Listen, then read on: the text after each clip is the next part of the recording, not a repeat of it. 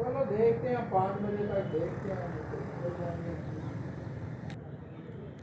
अस्सलाम वालेकुम, नए व्लॉग के साथ मैं हूँ खिज़र क्लासरा। मैं मेलसी मौजूद हूँ और मेलसी के तारीख़ी रेलवे स्टेशन पे मौजूद हूँ।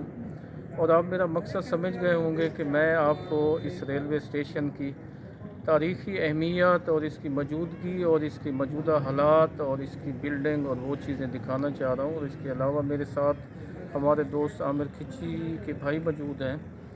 बहुत शुक्रिया सही।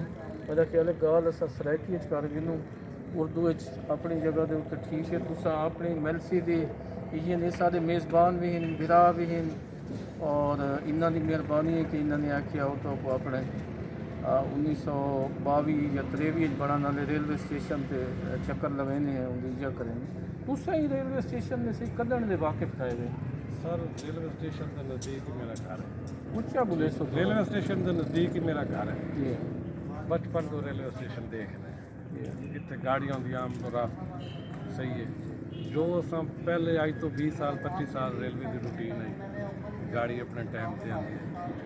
ਜਿਹੜੇ ਸਾਡੀ ਤਹਿਸੀਲ ਦੇ ਮੁਲਾਜ਼ਮ ਹਨ ਉਹ ਜ਼ਿਲ੍ਹੇ ਦੇ ਵਿੱਚ ਟਾਈਮ ਤੇ ਪਹੁੰਚ ਜਾਂਦੇ ਹਨ ਆਪਣੀ ਡਿਊਟੀ इत्थों ਗੱਡੀ ਤੇ ਬੈਠੇ ਹਾਂ ਤੇ ਆਪਣੇ ਜ਼ਿਲ੍ਹੇ 'ਚ ਪਹੁੰਚ मेलसी वाला बिहाड़ी पहुंच गया। ਪਹੁੰਚ ਗਿਆ ਹੈ। अच्छा ਉਹ ਸੀਨ ਖਤਮ ਹੋ ਗਿਆ। अच्छा ਇੱਕ ਇਕਲੌਤੀ ਟ੍ਰੇਨ ਜਿਹੜੀ ਕਿ ਇੱਥੇ ਅੱਜ ਕੱਲ੍ਹ ਚੱਲ ਰਹੀ ਹੈ ਫਰੀਦ ਐਕਸਪ੍ਰੈਸ, जी ਉਹ ਵੀ ਸੈਲਾਬ ਦੀ ਵਜ੍ਹਾ ਤੋਂ ਪਿਛਲੇ ਅੱਜ ਤੱਕ ਚੱਲੀ ਨਹੀਂ। जी हाँ चार तो मोबाइल माह वजदा पे वो कुछ चार- कर देने 4 ਜਾਂ 5 ਮਾਹ ਹੋ ਗਏ ਹਨ ਜਿਹੜੀ ਯਾਨੀ ਕਿ ਬੰਦ। ਬੜੀ ਪਰੇਸ਼ਾਨ ਹੈ।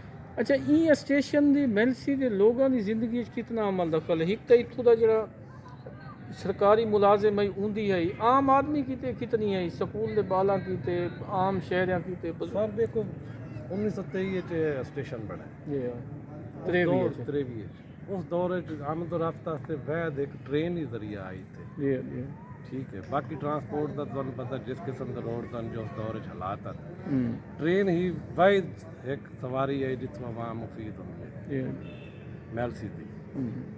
ਤੇ ਉਹ ਵੀ ਬਹੁਤ ਅਰਸੇ ਕਢਾਣ ਚੱਲ ਜਾਂਦੀਆਂ ਨੇ ਟ੍ਰੇਨਾਂ ਕਦੀ ਬੰਦ अच्छा ਹੋ ਗਈਆਂ। मेलसी कदन दा शहर है तुहाडी तुसा क्या सुनिया अपने बुजुर्गों कोलों अपने तारीख तुसा क्या लिखे? ਤਰੀਕ ਚ ਅਸਾਂ ਇਹ ਡਿਠਾ ਕਿ ਇੱਥੇ ਕਬਰਸਤਾਨ ਹੈ ਪੀਰ ਬਾਬਾ ਨੱਥੇ ਸ਼ਾਹ ਸਰਕਾਰ पीर बाबा नथे शाह दा जी कब्रिस्तान है। ਕਬਰਸਤਾਨ ਹੈ। ਉੱਥੇ ਕਰੇ ਤਕਰੀਬਨ ਕੋਈ 900 ਸਾਲ ਪੁਰਾਣੀ ਕਬਰ ਹੈ।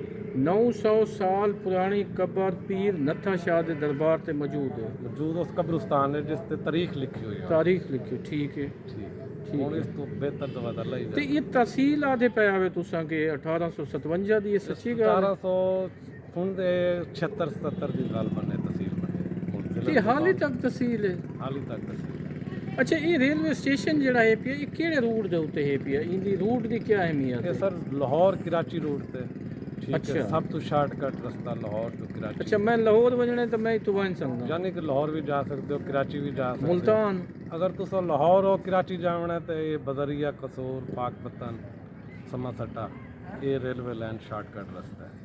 अच्छा वो सही में टुरते हैं समझ साकू यो करे सी कुछ मैं ना स्टेशन या कोई चीज़ है ऐसा देख लो वो कर दो उसका मतलब इको आप नंदी है इसको दे देता है। जी जी बचपन से। अच्छा अच्छा आज से आने पे ऐसे तो समझ नहीं गाल की थी ये कि यार असल में दिल्ली मुल्तान रोड के उत्ते मौजूद है वो क्या कहानी है? क्या सूरी के वक्त दा दिल्ली मुल्तान रोड बरास्ता मेलसी है? रास्ता मैलसी से होकर गुजरता है।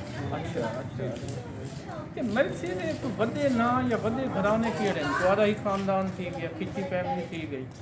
हराई फैमिली है। अच्छा बाबा खान खाबा पठान खाकवान पठान खाकवानी भी है। ये खाकवानी है। अच्छा ये स्टेशन का कोई जो जो वाक्य जरा तो आपको याद होवे कोई बड़ा कोई सियासी लीडर आया होवे कोई बुजुर्ग आया होवे आओ मेरे नाल जी स्टेशन मास्टर साहब